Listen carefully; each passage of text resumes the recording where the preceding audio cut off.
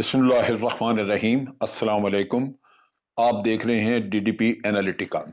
आज हम बात करेंगे हमारे जो नेशनल सिक्योरिटी एडवाइजर हैं मोईद यूसुफ साहब, उन्होंने भारतीय सहाफ़ी को इंटरव्यू दिया है, करण थापर को, और उसमें उन्होंने बहुत बहुत अहम बातें की हैं, लिहाजा उस पर कुछ गुफ्तगू करेंगे।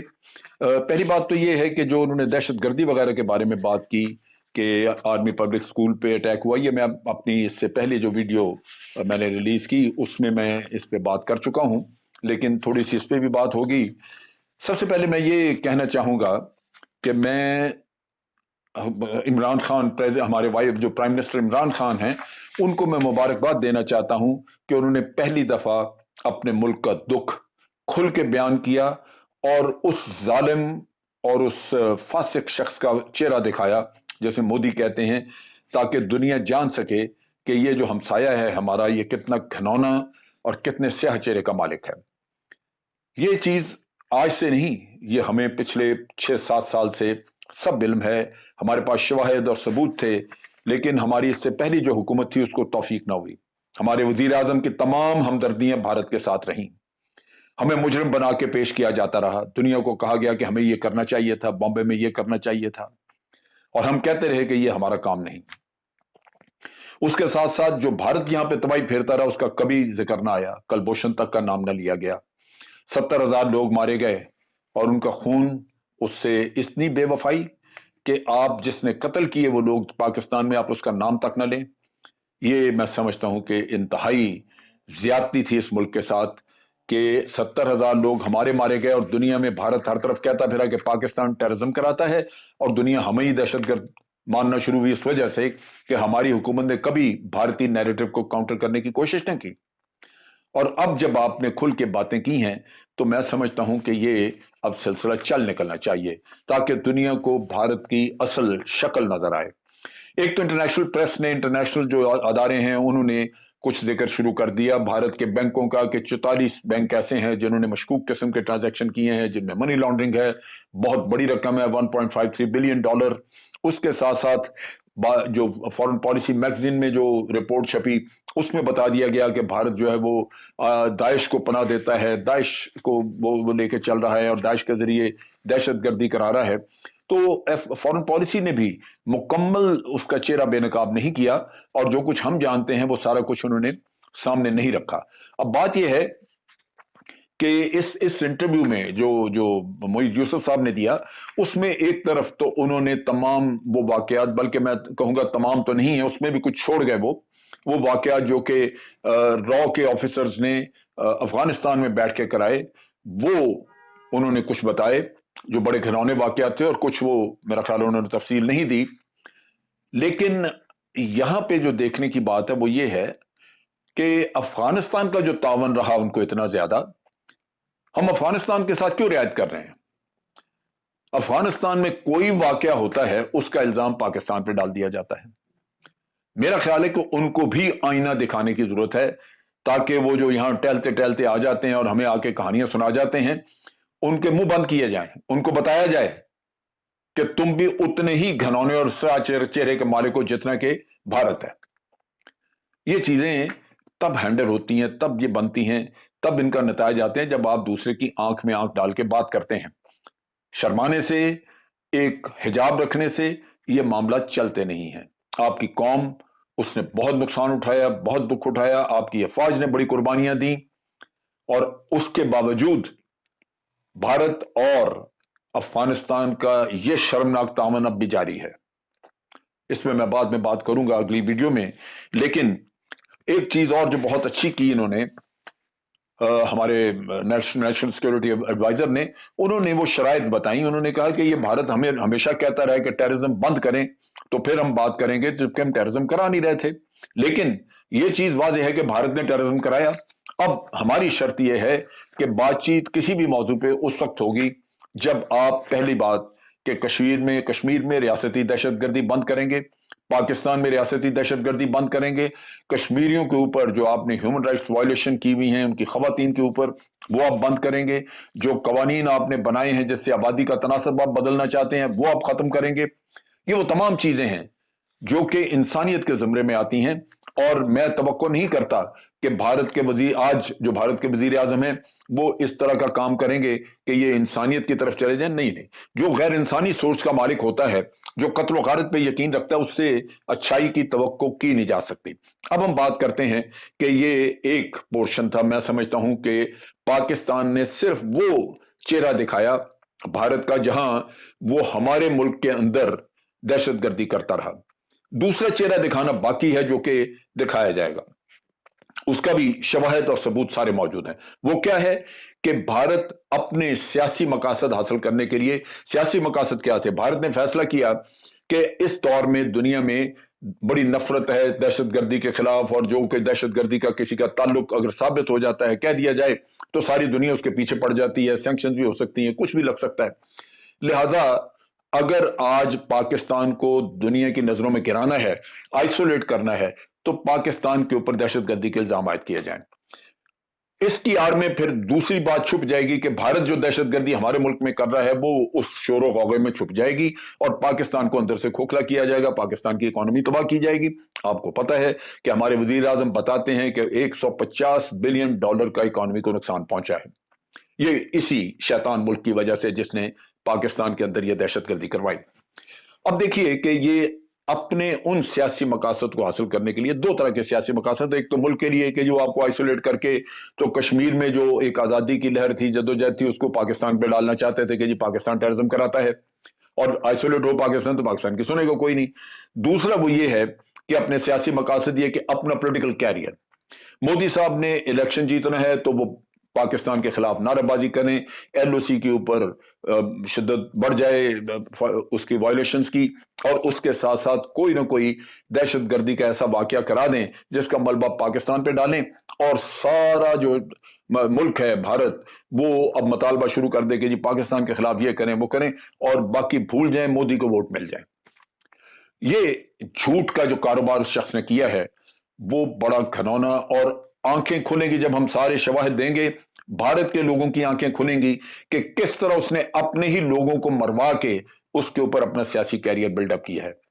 अगर लड़ाई करवा के मारता है, जैसे दिल्ली में भी मारे तो अकलियतें मरती हैं वो भी भारतीय, और अगर दहशतगर्दी के वाकयात करा के बंदे मारे तो वो भी इसी तरह। जो वाकया हुआ बॉम्बे में, उसके बारे में बहुत सारी बातें सामने आ चुकी हैं। एक जर्मन ऑथर ने तकरीबन 8 साल लगा के एक तहकीकाती रिपोर्ट तैयार की, उसने किताब की शक्ल में छापी जिसका नाम है बिट्रेयल ऑफ इंडिया। उसमें वो सारी तफसील देता और साबित करता है कि कहीं भी पाकिस्तान का इससे वास्ता नहीं है ये, और वो हमारा आदमी नहीं है, हमारा उससे कोई ताल्लुक नहीं है। ये किताब उसने खुद अपनी रिसर्च के तौर पे छापी, और वो सारा कुछ बताता है कि ये हुआ कैसे। और इसमें अब होता यह है कि पाकिस्तान के लोग, जो कि हमारे लोगों में आम बड़ा जहाद का शौक है, जहाद का जज्बा होता है, वो जहाद किस किस्म का है, उनको वरगला के लोग ले जाते हैं, वो अफगानिस्तान चले गए, वहां जहाद के शौक से चले गए और वहां जाके पकड़े गए। यहां अजमल कसाब जिसका जो जितना शोर शराबा हुआ, अजमल कसाब का वहां के बॉम्बे के जो जो इंस्पेक्टर जनरल थे पुलिस के, उसने अपनी याददाश्त और किताब में लिखा है कि उसको हमने पहले से पकड़ा हुआ था नेपाल से, और यहां एक वकील साहब जो कि उसके ह्यूमन राइट्स के वकील थे, और उसकी वालदा के, अजमल कसाब की वालदा के कहने पे वो तलाश करते रहे। वो बहुत पहले से उन्होंने यहां पे एप्लीकेशन दी हुई थी कि अजमल कसाब नेपाल गया था, वहां से गुम हुआ। बहरहाल ये एक चीज थी, लेकिन हमारे मोहतरम मियां साहब ने यह कहा कि क्या हमें बॉम्बे भेजना चाहिए थे। इसका मतलब यह है कि वो आपको मुर्द इल्जाम ठहरा रहे हैं कि हमने ये काम किया, हमने भेजे, और आपकी इंटेलिजेंस एजेंसीज आपको बार बार यकीन दहानी करा रही कि हमारे से वास्ता नहीं। अब आ जाए पठानकोट पे। पठानकोट का वाकया हुआ, मियां साहब श्रीलंका में थे, वहीं से उन्होंने अपने मोदी साहब को टेलीफोन करके यकीन दहानी करा दी कि मैं जाके तहकीक करूंगा। अभी तो उन्होंने आप इल्जाम भी आज नहीं किया। अब उसके बाद हुआ क्या कि जनाब पाकिस्तान में प्रेशराइज करना शुरू कर दिया अपने अदारों को, तहकीक शुरू हो गई, एक जॉइंट इन्वेस्टिगेशन हुई जिससे जो जो प्राइम मिनिस्टर ने ऑर्डर करके की, और उससे वाजे पता चला कि पाकिस्तान के अदारे इसमें मुलव्वस नहीं थे। दूसरी तरफ यह है कि जब इसकी पठानकोट के वाकये की तहकीकात हुई, हमारी टीम वहां भी गई, भारत, उसको कोई शवाहिद नहीं दिखाया गया। वापस आके जब इन्होंने मजीद तहकीकात की तो पता चला कि बहावलपुर में कोई रॉ का एजेंट, कोई पाकिस्तानी है लेकिन उनका एजेंट है, और वो लोगों को वर्गला के अफगानिस्तान ले जाता है। वो लोग जो हैं वो पाकिस्तानी ही जहाद के शौक में वहां पहुंचे, वहां से इस्तेमाल हुए। उनमें से कई बगराम जेल में थे जिनको वहां से निकलवा के भारत भेजा गया। इसमें दो तीन गैर मुल्की इंटेलिजेंस एजेंसीज मुलव्वस थी जो रॉ को सपोर्ट कर रही थी ये वाकयात कराने के लिए। अब पठानकोट के वाकये में जो जरूरत थी, जो भारत की उस वक्त जरूरत थी कि मोदी साहब लाहौर मिल के आए हुए थे नवाज शरीफ साहब से, मोहब्बतें जता के आए हुए थे, और अब उन्होंने पैंतड़ा बदलना था। दुनिया को दो चीजें बतानी थी कि जनाब देखिए, मैं तो इतनी मोहब्बत करके आया कि उनके घर चला गया, और इन्होंने क्या किया, हमारे यहां पठानकोट कर दिया। 2 दिन बाद यह वाकया भारत ने करवाया। और इसके साथ साथ साथ ही जो बातचीत का किस्सा था कि जी कश्मीर के ऊपर बात कैसे हो, आप तो दहशतगर्दी कराते हैं। सो वो भारत को दोनों मकासद पूरे हो गए, पाकिस्तान की बदनामी और उसके साथ साथ पाकिस्तान के ऊपर दहशतगर्दी का इल्जाम, ये, और उसकी वजह से कश्मीर के ऊपर बातचीत का सिलसिला खत्म। अब ये हमारा उस वक्त जब तहकीकात की, प्राइम मिनिस्टर को रिपोर्ट दी, बताया उसमें कि 245 के करीब लोग ऐसे हैं जिनका हमें खदशा है कि वो भारत के हत्थे चढ़े हुए हैं और ये किसी न किसी वाकये में उसको इस्तेमाल करते रहेंगे। ये जब चीज हम तहकीक कर रहे थे तो उसी दौरान हमें पता चला कि एक वाकया अभी 2-4-6 दिन के अंदर अंदर गुजरात, इंडियन गुजरात में होने वाला है।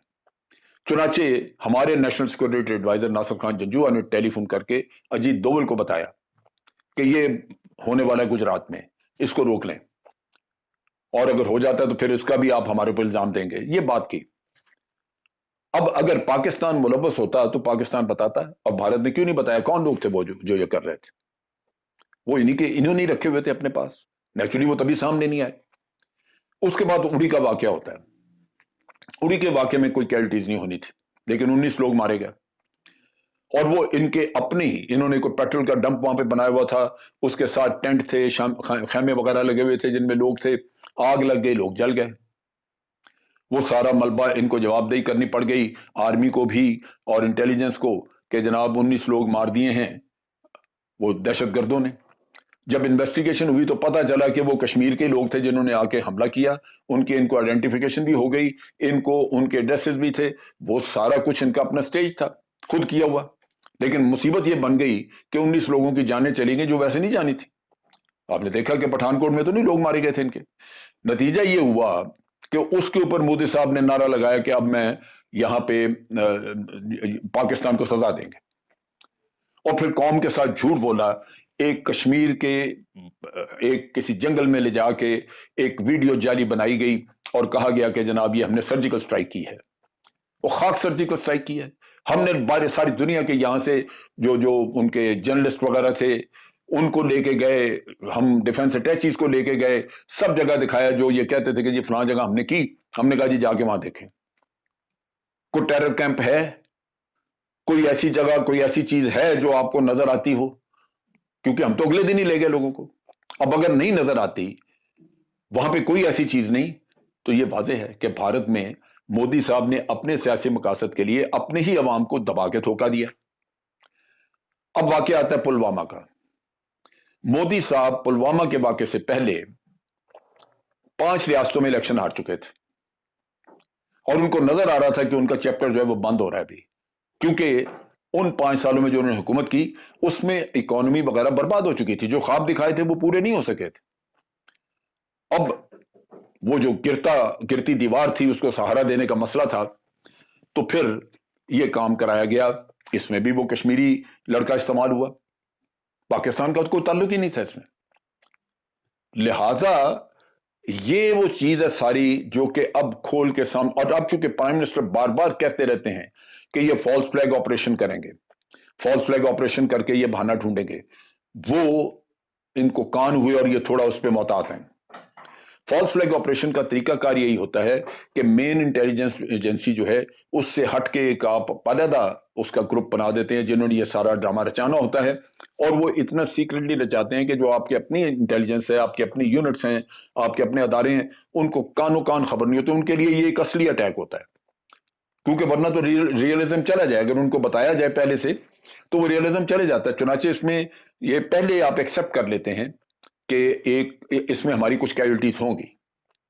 ये बिल्कुल इसी तरह है जैसे गंगा जहाज भारत ने इस्तेमाल किया और उसको एक जाली हाईजैकिंग दिखाई और कहा जी हाईजैक हो गया और पाकिस्तान ने हाईजैकर्स को पनाह दे दी। ये उस वक्त ईस्ट पाकिस्तान के साथ हमारा कनेक्शन खत्म करना चाहते थे, उसको उन्होंने यूज किया, कनेक्शन खत्म हो गया। लेकिन इस दौरान में वो बात खुली बाद में, गंगा जहाज जो है वो उन्होंने तबाह कर दिया, उड़ गया। भारत को थोड़ा बहुत जो वो नुकसान हुआ, लेकिन ये रियलिज्म की खातर आपको ये नुकसान भी बर्दाश्त करना पड़ता है, कुछ कैजुअल्टीज भी करनी पड़ती हैं।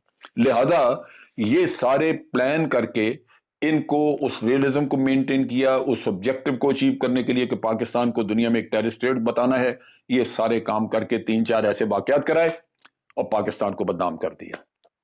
खराबी हुकूमतों की यहां पे है, जो अपने अदारों पे एतमाद नहीं करते, बाहर के प्रोपेगेंडे का साथ देते हैं। तो आपको इसलिए वोट दिए गए हैं कि आप अपने मुल्क का दिफा करें या किसी और के मुल्क का? यहां पे आके फैसला करने की बात होती है कि मफादात अगर कहीं और हैं तो फिर मुल्क के साथ आपकी वफादारी पीछे रह जाती है। पाकिस्तान जिंदाबाद, अफवाज पाकिस्तान पाइंदाबाद।